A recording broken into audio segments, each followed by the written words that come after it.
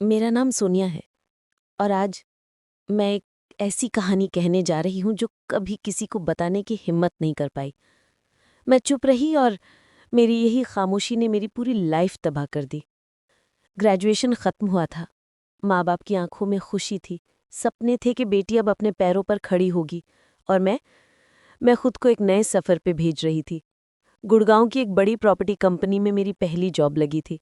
दिल में एक्साइटमेंट, आंखों में सपने। पहले कुछ दिन सब नया नया था। ऑफिस फ्रेंडली लगा, कोलीग्स हंसते मुस्कुराते थे। मेरा काम था क्लाइंट्स को प्रॉपर्टीज दिखाना, बड़े घर, बड़े डील्स, बड़े आदमी। मैं शहर के रश में शाइनी कार्स और बिग बिल्डर्स के बीच एक प्रोफेशनल जिंदगी जीना सीख रही थी।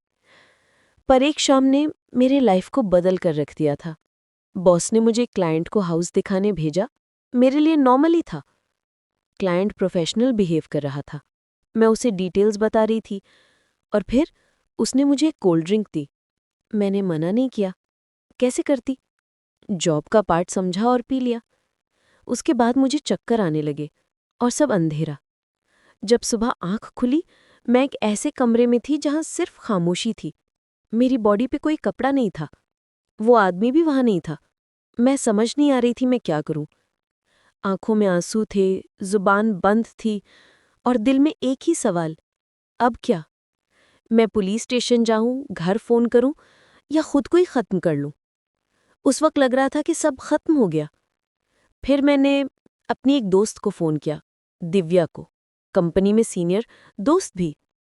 उसने आके मुझे समझाया, सोनिया, हम मिडिल क्लास लड़कियां हैं। पुलिस कुछ नहीं करेगी, बदनामी तुम्हारी होगी, तुम्हारी लाइफ खराब हो जाएगी। चुप रहना ही बेहतर है। और मैं चुप हो गई। उस चुप ने मेरी लाइफ को सबसे ज्यादा स्पॉइल किया। घर गई, कुछ दिन ऑफिस से छुट्टी ली और फिर दिव्या ने मुझे 50,000 रुपए दिए। कहती, कंपनी की तरफ से कॉम्पनसेशन। मैं उस वक्त सोच भी नहीं पाई कि ये क्या है। बस जो बोला मान लिया। और उस दिन एक दरवाज़ा खुला जहां से मैं कभी वापस नहीं आ पाई। फिर से क्लाइंट से मीटिंग शुरू कर दी, फिर से नाइट्स, लेकिन इस बार अपनी मर्जी से। इजी मनी ने मुझे अंधा कर दिया था। लाइफ शाइनी लगने लगी, अच्छा घर, गाड़ी, ब्रांडेड कपड़े। मैं खुद को एक्ट्रेस समझने लगी। पॉलिटिशियन, बिजनेसमैन, बड़े बड़े नाम मेरे कॉन्टैक्ट्स में थे।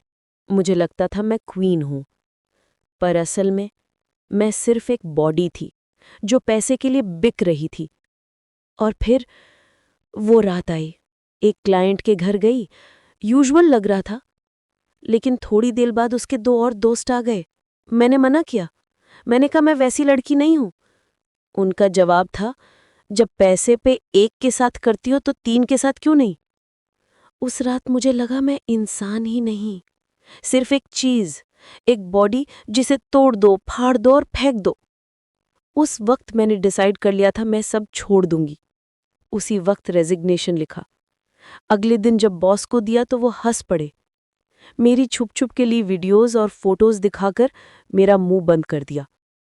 जो कर रही हो चुपचाप करती रहो, वरना तुम कहीं की नहीं रहोगी। तुम्हारी फैमिली भी सेफ नहीं रहेगी। उस पल मेरे पैरों के नीचे से जमीन ही निकल गई और फिर शुरू हुआ असली जहन्नुम। कभी 3 क्लाइंट्स, कभी 5, कभी पागल डिमांड्स, कभी जानवरों से भी गंदा सलूक।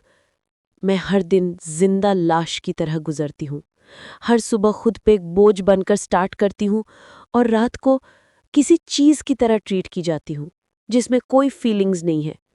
मैं सोनिया हूँ और ये मेरी लाइफ की सच्चाई है।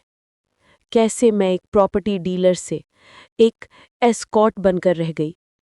कभी कभी लगता है खुद को खत्म कर लूं ताकि जिल्लत से आज़ादी मिले।